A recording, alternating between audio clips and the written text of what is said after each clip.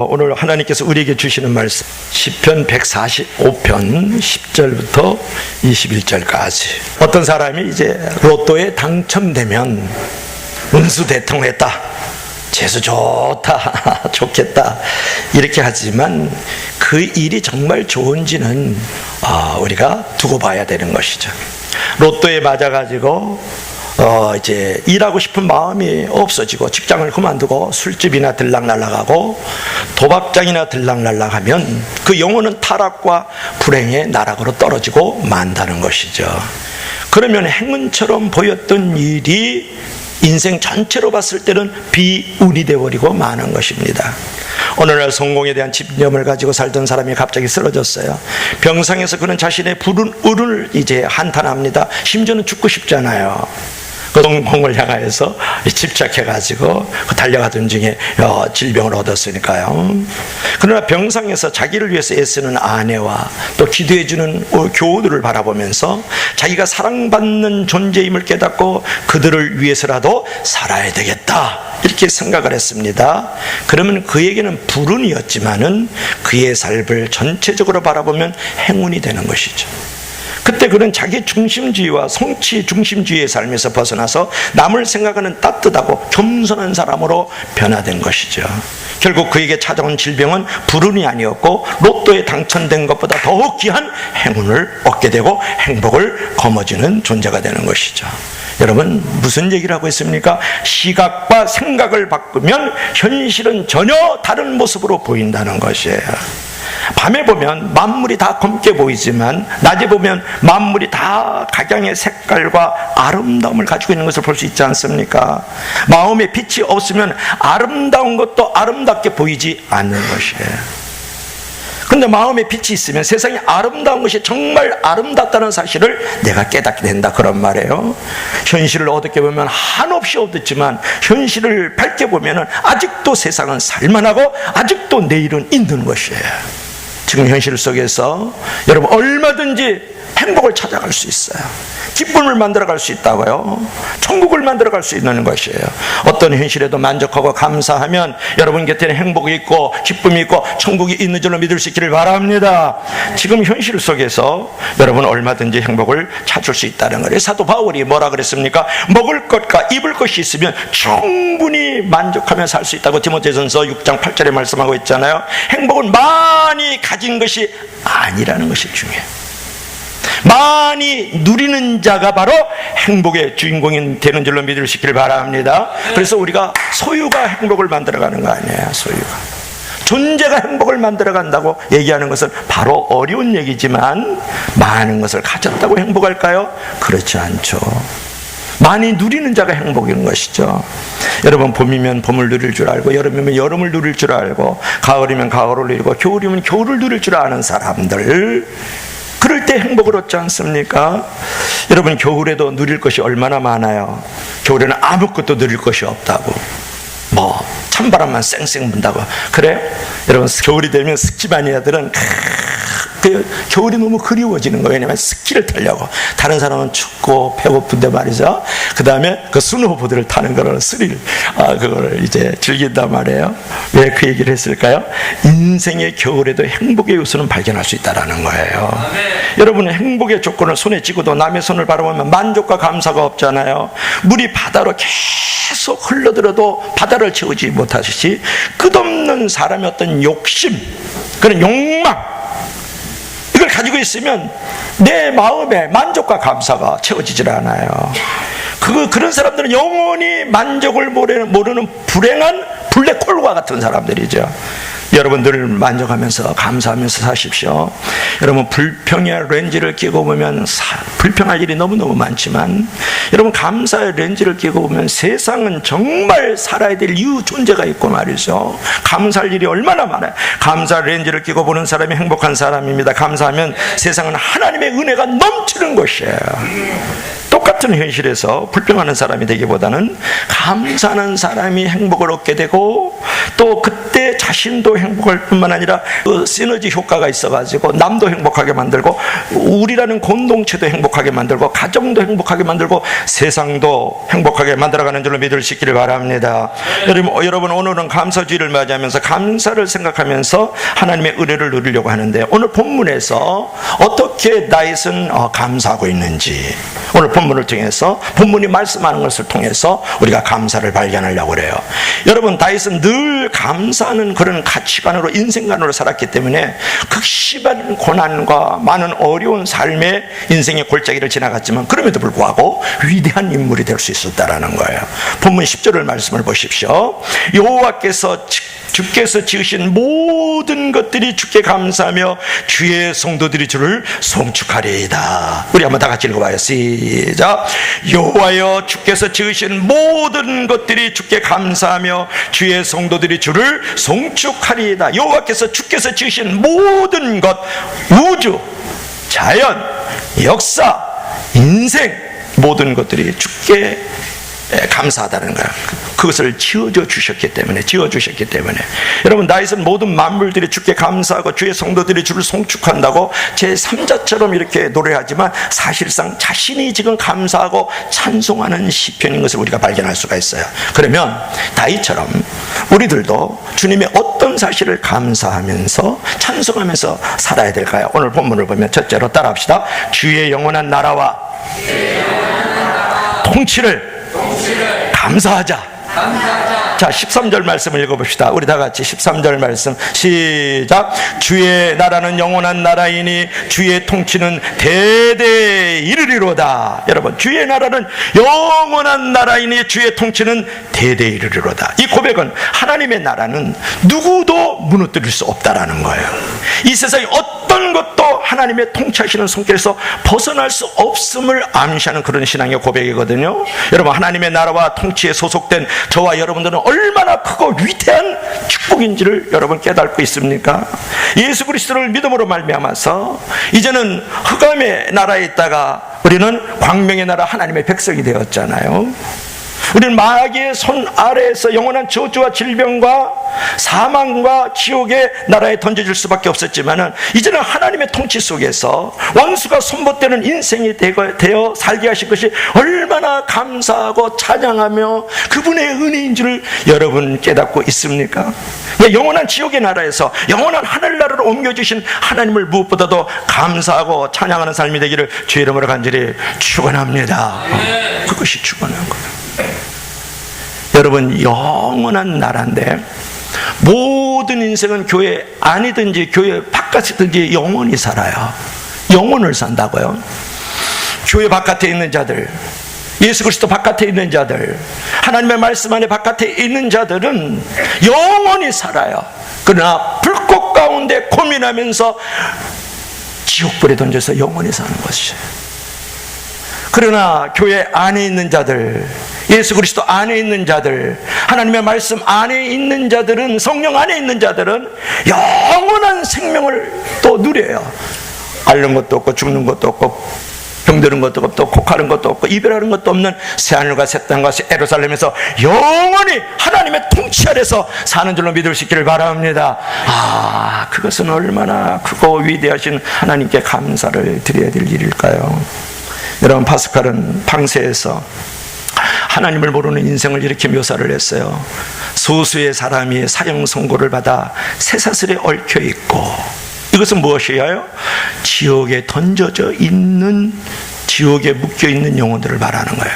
그중 몇 명이 매일 남이 보는 데서 학살되고, 그죠? 날마다 사람들은 죽어가서 지옥에 던져지고, 남는 자는 자신의 운명이 그들처럼 될 것을 알고 슬픔에 잠겨 희망도 없이 서로 얼굴을 쳐다보며 자기 차례를 기다리는 것이 인생이다. 절망에 이르는 병이 걸려 있다 그래. 모든 인생들은. 그러니까 하나님을 떠난 인생은 비참하고 맹목적인 존재라는 거예요. 그런데 하나님의 나라와 통치 아래 사는 주의 성도들과 우리 가슴벅찬교 우리 교우들과 주의 종은 영원한 나라에서 영원한 생명을 누리면서 하나님의 그 지배와 하나님의 그 다스림 속에서 살아가는 존재이기 때문에 감사와 찬양을 드려야 되는 줄로 믿을 수 있기를 바랍니다. 자, 둘째로 따라합시다. 주의 붙들어 주심과 일으켜 주심과 채워 주심을 감사하자.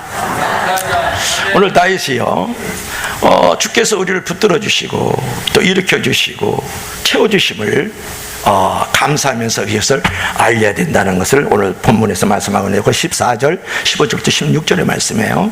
하나님은 모든 연약한 사람들을 붙들어 주시고 이렇게 세워주십니다. 할렐루야. 더 나아가 모든 사람뿐만 아니라 모든 만물들에게 때를 따라 적절하게 필요를 채워주신다고 15절부터 16절에 말씀하고 있는 것을 우리가 발견할 수가 있는 것이죠. 여러분, 진실한 믿음만 있으면 하나님은 우리의 생각보다도 더 넘치게 만들어주시고 더 넘치게 채워주시고 더 넘치게 일으켜 세워주시고 더 넘치게 붙들어주는 줄로 믿을 수 있길 바랍니다. 할렐루야.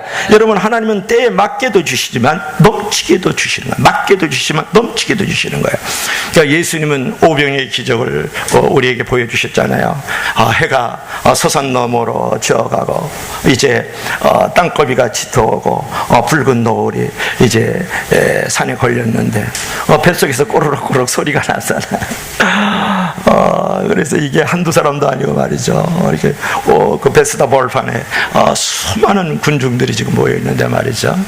그때 이제 물고기 2마리하고 떡 5덩어리, 멸치 같은 거 2마리예요. 조그만 떡 덩어리 5덩이를 가져오는데 그 소년의 도시락입니다. 그래서 예수께서 그것을 감사하잖아요. 하나님 아버지 귀한 것 감사합니다. 그러고 나서 거기서 떡을 떼니까 또 떡이야. 떡을 떼니까 또 떡, 떡을 떼니까 또 떡, 떡을 떼니까 또 나오고, 떡을 떼니까 아멘 할 때까지 떡을 떼니까 또 나와, 떡을 떼. 생선을 꺼집어내니까 또 나오고, 생선을 꺼집어내니까. 여러분, 그 얼마나 놀라운 기적이에요. 그죠? 그 필요를 넘치도록 채워주시는 것이에요. 여러분, 하나님은 필요한 것 이상을 주시는 풍성하신 하나님인 것을 여러분 깨달아 알기를 바랍니다. 결국 하나님 안에서는 가난한 자도 부자이고 아무것도 없는 자도 있는 자예요. 다시 한번 얘기하겠어요. 가난한 자도 부자고 없는 자도 있는 자다, 그런 말이에요. 왜 그럴까요? 하나님은 우리의 목자시기 때문에. 하나님은 우리의 아버지시기 때문에. 하나님은 우리의 영원한 창조주요 구원자이기 때문에 가난한 자도 부자고 없는 자도 있는 자의 모습으로 살아갈 수 있길 주 여러분 축원합니다. 그런 것을 채워주시고 붙들어주시고 공급하여 주시기 때문에 그런 것이죠. 자랑 한번 합시다. 제가 우리 다니엘을 이렇게 키우면서 제가 키우나요, 그죠? 하루에 1-2시간, 이틀에 1-2시간이지만 참 하나님의 마음을 너무 많이 배우는 거예요. 제가 내가 그 녀석을 보면서 자식 키우는 것보다 더 많이 깨달아요. 근데 그 녀석하고 이제 나오면 말이죠, 오늘 본문 말씀하고 똑같아요. 주의 붙들어 주심과 일으켜 주심과 채워 주심. 그러니까 그 녀석을 가면 항상 손을 이렇게 내밀어요. 할아버지 손 잡아 달라는 거야. 손을 딱 들리고 또 어디 가면 오라는 거야. 이렇게 붙들고 가달라는 거야. 가면 그 녀석을 붙들어요. 붙들다가 가다가 보면은 이 녀석이 이렇게 넘어져요. 그러면 일으켜줘. 오늘 본문에도 나오지 않습니까? 비굴한 자를 일으키시는도다 14절에 이렇게 세워준다고요. 그러면서 또 간식도 주고 또 물도 주고 또 음료수도 사주고 그래요. 그래서 이걸로 본문을 보면서 다니엘이 생각이 나는 거야. 하나님 우리를 붙들어 주시는구나. 그는 아직도 몰라요. 그리고 이렇게 미끄럽 들어갔던데 계단에 이렇게 올라가면 뒤에서 제가 이렇게 넘어질까봐 다 이렇게 보호해 주시고 말이죠, 사랑해 주시고 말이죠, 이렇게 세워주고 붙들어주고 그러고 있다고요. 그 녀석이 미끄럽다고 내려올 때까지 말이죠. 여러분이 알든지 모르든지 깨닫든지 못 깨닫든지 하나님은 우리를 붙들어주고 계셔요. 하나님 우리를 이렇게 세워주시고 하나님 우리를 채워주심을 믿으시길 바랍니다. 그래서 다니엘이 이거 굶어는 일이 없잖아요. 물 미개주지, 불량식품 음료수도 좀 사주지. 제가 막 미개해. 그냥 팝콘 미기지 말래. 도둑이 난다고 나는 몰래 막 미기는 거야. 그냥 비둘기 밥도 주면서 지도 미기고 부모 몰래 데리고 가니까요. 자, 이것은 무엇을 말해요? 자, 하나님은 우리의 아버지라는 거예요. 하나님은 우리의 목자라는 거예요. 하나님은 우리의 창조주고 구원자세요. 근데 여러분이 알든 모르든 간에 우리를 붙들어 주시고 이렇게 세워주시고 그리고 우리를 영육간에 채워주시는 줄로 믿을 수 있기를 바랍니다. 중요한 것은 발견을 하는 감사가 중요하다 그런 말이에요. 여러분, 하나님은요 축복을 넘치게 주시는 하나님이지만 사실 이미 넘치게 주셨지만 감사의 발견이 없기 때문에 늘 없는 것을 바라보면서 원망과 불평의 검은 구름을 여러분을 만들어서 인생의 소낙비를, 고난의 비를 만들어가고 있지 않느냐 그런 말이에요. 여러분, 어떤 처녀가 이제 반지를 잊어버리고 왔어요. 엄마, 그 비싼 반지, 그 보석 잊어버려. 진짜 속상해 죽겠네 그냥 막. 그래서 원망, 불평을 막 그냥 화산처럼 쏟아내요. 그녀는 반지 한 개를 잊어버리면서 모든 행복을 다 잃은 듯이 원망과 불평을 쏟아놓았는데, 잃은 딸을 본 엄마가 엄마잖아요. 웃으면서 이렇게 말을 해요. 상황이 완전히 반전되는데, 애야, 손가락 잊어버리지 않은 것을 감사해라. 내 손가락은 그대로 있지 않니? 손가락마저 잊어버렸으면 어떡할 뻔했니? 반지야, 다시 살 수 있지만 손가락은 다시 살 수 없잖니. 참 지혜로운 엄마가 되길 주의 이름으로 축원합니다. 우리 가슴복창교회 엄마들 같아요 보니까. 여러분, 무슨 얘기를 하냐 그러면 내가 잃어버린 것보다도 가진 것이 더 많잖아요. 아멘. 없는 것을 보지 말고 있는 것을 보면 감사와 찬양뿐인데, 그렇게 많은 감사와 찬양거리가 있음에도 불구하고 그 감사를 발견하지 못하고 그 찬양거리를 발견하지 못하고 그 한계를 바라보면서 인생을 짜증나게 하고 인생을 노예처럼 살고 인생을 무거운 짐으로 만들어 간다고요. 나도 짜증스럽게 만들고 놈도 짜증스럽게 만들어 가는 거예요. 성도를 바라보고 여러분 교회를 바라보면 여러분들이 없는 것, 안 하는 것을 바라보지 마시고 그 사람이 하고 있는 것, 그 사람이 가지고 있는 것을 보면서 그 사람과 그 교회를 감사하고 찬양하길 주 이름으로 축원합니다. 그럴 때 행복한, 그럴 때 하나님이 찬양받으실 만한 교회 생활이 되는 것이죠. 그들이 가지고 있는 약점을 보지 강점을 바라, 연약한 것을 보지 말고 그가 가지고 있는 충만한 것을 바라볼 줄 알아야 돼요. 그럴 때 우리 삶이 다 가정에서나 직장에서나 사업에서나 교회에서나 행복해지지 않겠어요? 에베소 3장 20절에서 사도 바울은 하나님은 우리가 구하는 것이나 생각하는 모든 것에 더 넘치도록 능히 하실 그분이라고 표현을 했어요. 하나님은 우리도 사랑하지만 우리의 삶의 자리에 있는 일도 넘치도록 채워주시는 하나님인 줄로 믿을 수 있기를 바랍니다. 이런 자세가 우리에게 매우 중요한 것이죠. 셋째로 한번 따라 합시다. 주의 의로우심과 은혜로우심을 감사하라. 알려라.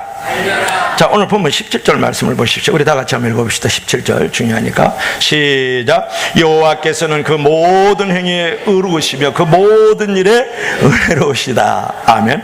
하나님은 가장 은혜롭고 또 의로우신 분이기 때문에 간절한 기도를 애면하지 않고 들어주신다는 거예요. 의롭고 은혜롭기 때문에 우리의 기도를 들어주시는 분이기 때문에 감사하라 그런 말인데, 18절 19절 단번에 읽어봐요. 시작.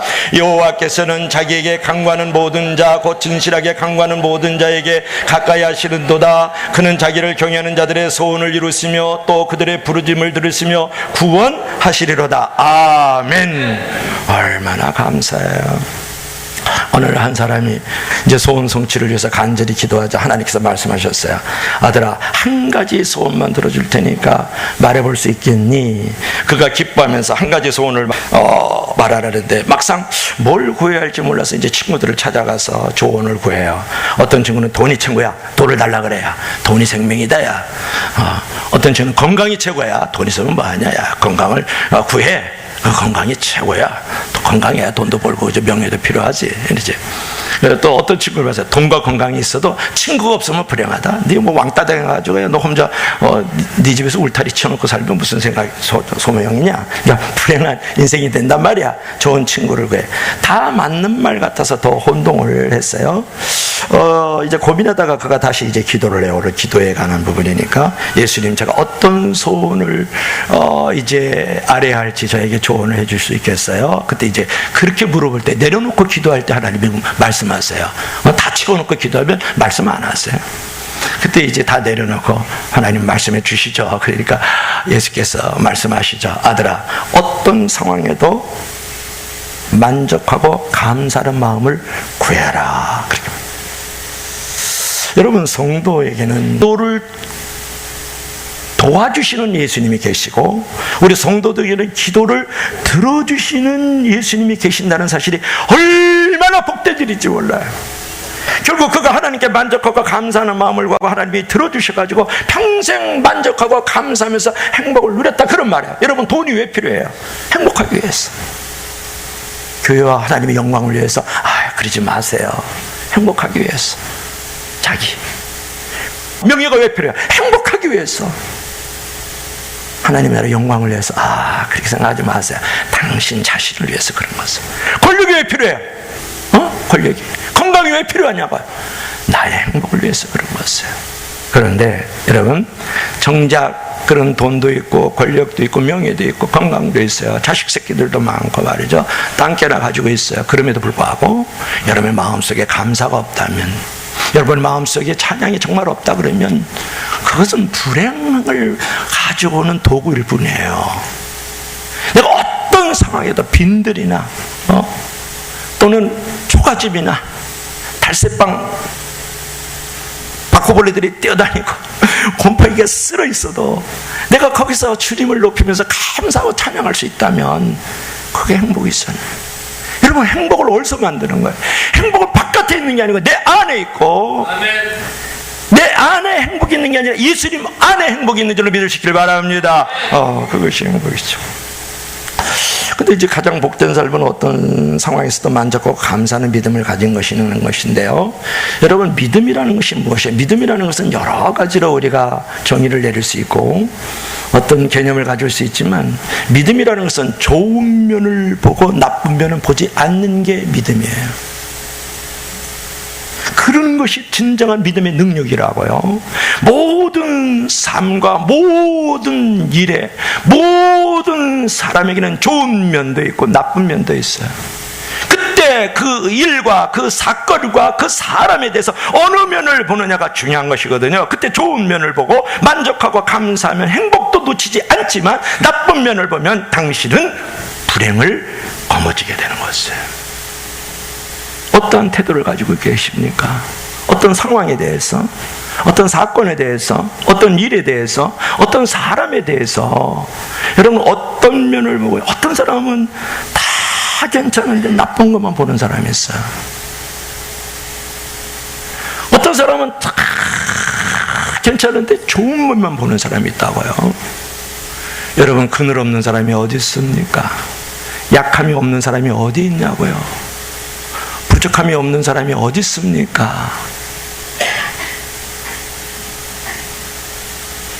그래서 여러분, 좋은 면을 보고 만족하고 감사하면 행복도 놓치지 않게 된다, 이제 그런 것이죠. 여러분, 하나님이 이제 의로우신 분이라는 부분을 이제 17절에 그 모든 행위에 의로우시고 그 모든 일에 은혜로우시다, 그렇게 말씀을 했단 말이에요. 여러분, 하나님이 의로우신 분으로서 심은 대로 이렇게 거두게 하시거든요. 그러므로 여러분께서 심는 노력도 보여질 수 있을 때 감사가 불릴 때 일어나요. 예를 들면 이제 꿈만 많으면 안 돼요. 잠을 많이 자면 꿈이 많아지지만 어떤 꿈도 이루어지지 못하게 합니다. 여러분, 꿈의 숫자는 줄이고요, 꿈의 크기를 키우면서 실력을 키워야 돼요. 그리고 계속 심는 노력을 통해서 꿈을 이루십시오. 오늘 하루의 삶을 소중히 여기십시오. 오늘 하루는 어제 죽은 사람이 간절히 사모했던 오늘이에요. 여러분, 행복이라는 것은 성적순으로 주어지지 않지만 대개 행복이라는 것은 심은 정성에 따라 만들어지는 것이거든요. 하나님은 심은 대로 거두게 하시는 의로우신 하나님이에요. 더 나아가서 열심히 심는 사람이 간절히 기도할 때 그 기도를 들어주시는 은혜로운 하나님인 것을 제가 말씀하기 위해서 계속해서 여러분에게 설명을 하고 있었죠. 여러분, 다윗은 진실한 자의 간절한 기도를 들어주신다 18절에 말씀했잖아요. 힘써 심으면서 간절히 기도하면 그 기도가 하나님의 마음을 움직이는 기도가 되는 줄로 믿을 수 있기를 바랍니다. 그래서 여러분, 기도를 심으면 응답의 열매를 맺게 되고, 내가 몸을 심으면 건강의 열매를 맺게 되고, 물기를 심으면 풍요의 열매들을 맺게 되는 것이고, 내가 감사하면 기적의 열매를 맺게 되는 줄로 믿을 수 있기를 바랍니다. 그래서 우리가 이제 감사의 씨앗도 심어야 되겠죠. 또 자녀가 이제 학교 성적에서 맨 뒤편에 있으면 여러분이 이렇게 감사 기도를 드리면 되잖아요. 하나님 감사해요. 이제 내 아들이 내려갈 일은 없고 올라갈 만 있으니까 감사합니다. 이렇게 성적이 나빠도 안 죽고 건강하게 교회 나오니까 정말 감사합니다. 학교생활 잘하니까 감사합니다. 성적이 나빠도 옆에 있는 친구한테 컨닝하지 않고 거짓말하지 않고 무엇보다도 참 그냥 가정인 줄 알고 교회인 줄 알고 잘 살아가니 감사합니다. 그처럼 눈에 보이지 않는 감사거리를 찾아 감사하면 삶도 즐거워지고 고난도 극복할 수 있잖아요.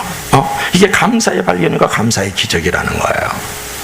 어느 52살 된 사업가 남자가 노만 빈센트 필 박사를 찾아와서 극도의 절망에 사로잡혀서 이렇게 말을 해요. 이제는 끝장났어요. 사업이 실패해서 모든 걸 잊어버렸어요. 나는 죽어야 돼요. 그 말을 들은 필 박사가 모든 것을요, 모든 것을 다 잊어버렸다고요? 이제 살맛 안 난다, 끝장났다고요? 그럼 한번 내가 종이와 연필을 줄 테니까 한번 여기다가 당신이 남아있는 것을 한번 적어봅시다. 부인 계십니까? 예. 좋은 아내죠. 어떤 상황에서도 밥 지어주고 그죠, 잠자리 잘해줘요. 자녀들이 자식이 셋이나 있는데 아주 그냥 열심히 엄마 아빠인 줄 알고 아주 가정생활 학교생활 진짜 잘하거든요. 감사하죠. 그래요. 친구는 있습니까? 예. 친구들 무궁무진하죠. 엄청 많아서 제가 친구 중독에 빠질 정도거든요. 건강은요, 베리굿입니다. 아주 좋거든요. 계속해서 종이에다 적어나가면. 그래서 필 박사가 그 52살 먹은 그 사업가에게 하는 말이, 아니 당신은 알고 보니까 잃은 것보다도 더 가진 것이 더 많네요. 여러분, 잃은 것이 많습니까? 가진 것이 많습니까? 빼앗긴 것이 많습니까? 얻은 것이 많습니까? 없는 것이 많습니까? 있는 것이 많습니까? 물어보는 거예요. 왜 당신은 그렇게 불평이 많아요? 왜 당신은 인생을 그렇게 사막의 한가운데 있는 것처럼 외롭게 사느냐고요? 가진 것을 보십시오. 있는 것을 보십시오. 이미 누리고 있는 것을 발견하시기를 주의 이름으로 간절히 축원합니다. 그것은 얼마나 소중한 것일까요? 여기도 이제 과일도 있고 야채도 있는데요, 어떤 분이 그래요. 내가 이렇게 꽃을 키우고 열매를 맺었습니다. 물을 주고 씨앗을 심었거든요. 그래요. 자기 노력의 산물이라는 거예요. 한마디로 뭐라고요? 자기 노력의 산물이다. 그래요? 당신이 심고 당신이 물 주면 이 꽃이 살고 열매를 맺는 거예요? 하나님이 햇빛을 주셨잖아요. 하나님이 피를 주셨잖아요. 하나님의 온도를 주셨거든요. 하나님의 바람을 보내주셨거든요. 내가 이 꽃과 열매를 만들어갈 수 있는 지혜와 믿음도 주셨다고요. 아멘. 그 정성까지 주었다고요. 당신이 꽃을 만들었어요? 당신이 이렇게 열매를 맺었다고요? 자기 노력의 산물입니까? 은혜의 산물입니까? 여러분 살고 있는 것이 바로 은혜의 산물인 줄 믿을 수 있기를 바랍니다. 자기 자랑, 자기 교만, 자기 과시에 빠지지 마세요. 조그만 이런 일 하나 해놓고 자기가 얼마나 충만해. 내 안에 내가 살잖아. 그래서 늘 외로운 거야. 그래서 늘 삶이 무의미하고 재미가 없다. 예수를 믿는 사람의 집 가운데 하나는 뭐냐 그러면 즐겁게 사는 거야. 인조이 하면서 말이죠. 왜 그래요? 늘 이런 것만 생각하고 늘 빼앗긴 것만 생각하고 늘 없는 것만 생각하고 혹시 있으면 내가 했다 생각하고. 어떻게 당신의 산물입니까? 인생이 부모가 은혜를 베풀었지, 친구가 은혜를 베풀었지, 목사가 은혜를 베풀었지, 성도가 성도끼리 은혜를 베풀었지. 궁극적으로 모든 본질과 모든 내용은 하나님이 은혜를 베풀어 주신 것이잖아요. 그래서 다윗이 이렇게 고백하는 거야. 이렇게 보면 주의 나라와 영원한 주의 통치하심이 감사하다. 하나님이 채워주시고 만져주시고 붙들어주시면 감사하다. 주의 의로우심과 주의 은혜 주심이 감사하다 그래. 은혜의 산물이라는 게 모든 것이.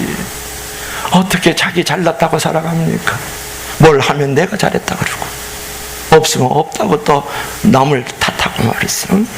그러면 인생이 불행해지는 거야. 그래, 감사는 행복의 열쇠고요, 원망과 불평은 재앙의 열쇠예요. 여러분, 다윗처럼 늘 하나님의 은혜를 생각하면서 감사하시길 주님으로 축원합니다. 감사하는 만큼 성숙해지고, 성숙의 정도는 감사의 정도가 필요하는 것이에요. 여러분, 축복의 크기를, 상급의 크기를 생각하면서 내가 살아가야 되잖아요. 그것은 뭘까요? 감사의 크기가 상급의 크기고 축복의 크기예요. 감사가 적으면 상급도 적고 축복도 적어지고, 감사가 크면 상급도 크고 축복도 커집니다. 아멘. 진짜 진리를 얘기를 하면요, 배척해요, 사람들이. 진짜 교회는 사람이 많이 모일 수가 없습니다.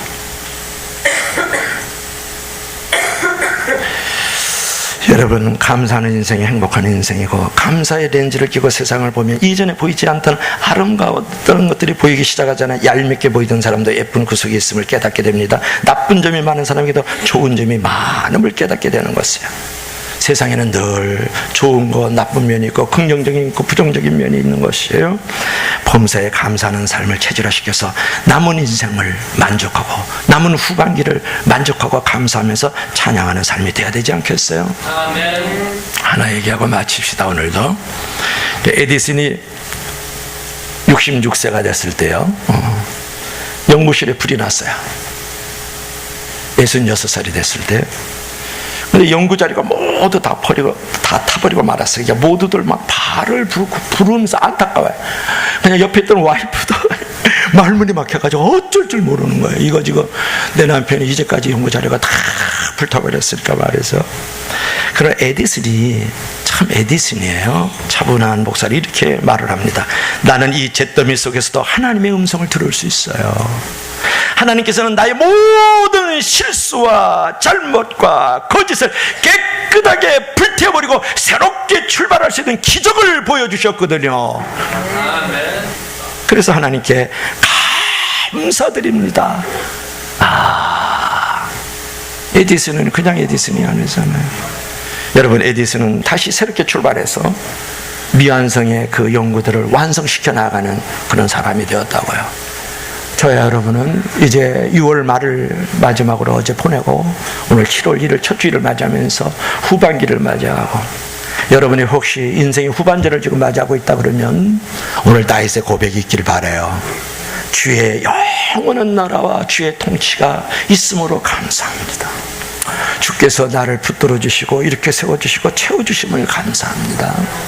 주의 의로우심과 그 은혜로우심이 나의 삶에 처처 있음을 감사합니다.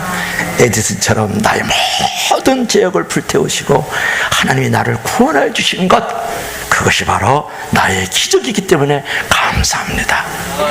이런 고백으로 살아갈 수 있는 저와 여러분들이 되길 주님을 간절히 축원합니다. 축원합니다. 축원합니다.